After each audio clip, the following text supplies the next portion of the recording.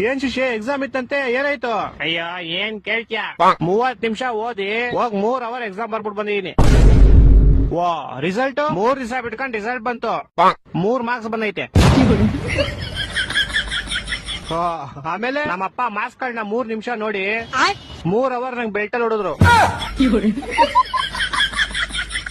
ನಿಂಗ್ ಲೈಫ್ ಅಲ್ಲಿ 3 ಅನ್ನೋದು ತುಂಬಾ ಆಗ್ಬರುತ್ತೆ ಅನ್ಸುತ್ತೆ. ಸಾಮಾನು ನಂಗ್ ಲೈಫ್ ಅಲ್ಲಿ ಏನೇನ್ ಕೆಟ್ಟದೈತೋ ಎಲ್ಲ ಹೋಗ್ಲಿ ಅಂತ 3 ನಿಂಬೆಹಣ್ಣು ತಗೊಂಡು ನಂಗ್ 3 ಸಲ ದೃಷ್ಟಿ ತಕೊಂಡು ರೋಡ್ಗೆ ಎಷ್ಟೇ ಅಪ್ಪ.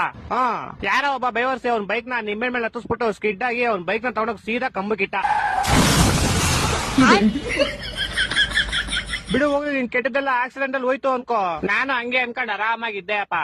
ಆದ್ರೆ ಗೋಳಿ ಮಗ ಮೂಲಲಿರೋ ಅಂಗಡಿಗೆ ಹೋಗ್ಬಿಟ್ಟು ಯಾರ್ ನಿಂಬೆಹಣ್ಣು ಇಸಿದು ಅಂತ ಕ್ಯಾಮ್ರಾ ಚೆಕ್ ಮಾಡ್ಕೊಂಡು ನಮ್ ಮನೆಗ್ ಬಂದ್ 3,000 ರೂಪಾಯಿ ಇಸ್ಕೊಂಡೋದ. ನಮ್ಮ ಅಪ್ಪ ಅದೇ ಬೆಳ್ತಾಡಿ ಇನ್ನೂ 3 ಅವರ್ ಹೊಡೆದ್ರು.